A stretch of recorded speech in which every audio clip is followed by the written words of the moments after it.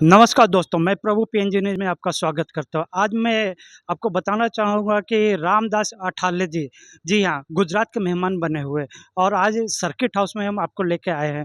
राम जी अठावले जी जो है, अपने जो विचारों को राज्यसभा में हमेशा शायराना और कवियाना अंदाज में जो है, हमेशा प्रस्तुत करते हैं और ऐसा माना जाता है, दलित समाज के वो हमेशा जो आवाज़ बनकर अपने विचारों को जो है राज्यसभा में रखते हैं। तो आइए उनके साथ में बातचीत करते हैं। साथ में अठवाले साहब जो है अहमदाबाद के मेहमान बने हुए हैं और इनसे कुछ दलितों के लिए लगते ही एक कुछ सवाल है मेरा और मैं चाहता हूँ कि ये जो सवाल जो है उसका जवाब भी ये शायराना अंदाज में दे।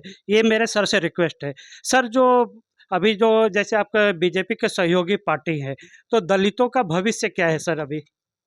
दलितों का भविष्य अच्छा है क्योंकि बाबा साहब अम्बेडकर जी ने उनको संघर्ष सिखाया है। बाबा साहब अम्बेडकर जी ने अपने मार्ग से चलने का कहा है। जी।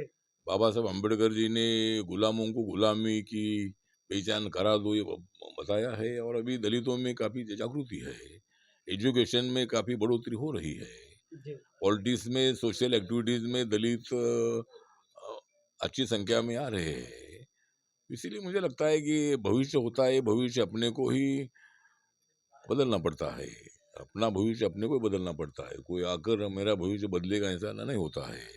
इसके लिए हमें सोशली एंड इकोनॉमिकल इक्वालिटी के लिए हमें संघर्ष करने की आवश्यकता है और इसीलिए मैं दलित समाज से मैं आता हूँ। लेकिन मेरी भूमिका ये है कि दलित और सवर्णों को जोड़ने की मेरी भूमिका है। बाबा साहब अम्बेडकर जी का मिशन था कि सारे भारत के लोगों को एक साथ लाओ।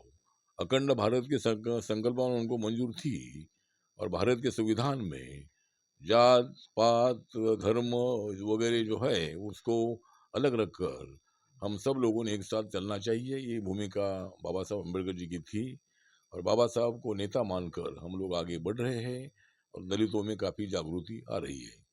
सर जैसे मोदी जी ने कई बार विश्वास दिलाया दलितों को कि आपका आरक्षण जो खत्म नहीं किया जाए, लेकिन अपोजिशन पार्टी कई बार जो अफवाह उड़ा रही है कि बीजेपी आने के बाद में आप लोगों का आरक्षण जो है खत्म कर दिया जाएगा। इस पे क्या बोलना चाहेंगे सर? मुझे लगता है कि लोकसभा के चुनाव में भारी चर्चा हुई और लोगों के बीच में मतलब इस विषय को फैलाया गया कि नरेंद्र मोदी जी की सरकार अगर आती है तो ये संविधान को बदल देगी, दलितों का आदिवासियों का ओबीसी का आरक्षण चला जाएगा। इसी तरह की अफवाहें फैलाने का काम हुआ और इसीलिए हमें 350-400 तक सीट मिलनी चाहिए थी। लेकिन महाराष्ट्र है, उत्तर प्रदेश है, वेस्ट बंगाल है, ऐसे कई राज्यों में हमारा काफ़ी नुकसान हुआ।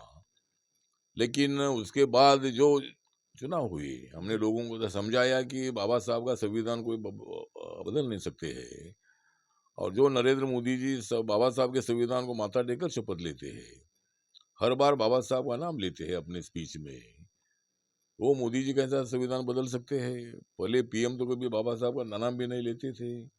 कांग्रेस पार्टी ने बाबा साहब का एक मेमोरियल भी का काम पूरा नहीं किया था। मैं कांग्रेस के साथ था। मैं 3 बार लोकसभा में कांग्रेस के अलायंस से मैं चुनकर आया था।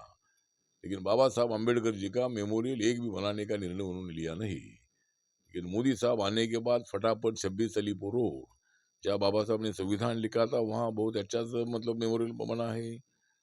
और जनपद रोड पर इंडिया गेट के पास ही 350-400 करोड़ रुपए खर्चा करके वहाँ डॉक्टर अम्बेडकर इंटरनेशनल सेंटर बनाया है।